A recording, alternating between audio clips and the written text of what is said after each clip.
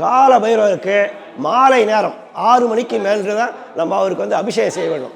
அப்போது தான் அவர் வந்து சாந்தமான குணத்தோடு இருப்பார். நீங்கள் பகல்லாம் செய்யும்போது அவருக்கு வந்து ஆக்ரோஷமாக இருப்பார்.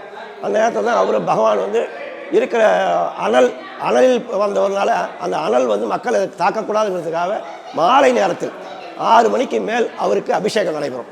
எல்லா ஆலயங்களும் 6 மணிக்கு மேல் தான் அபிஷேகம் நடைபெறும்.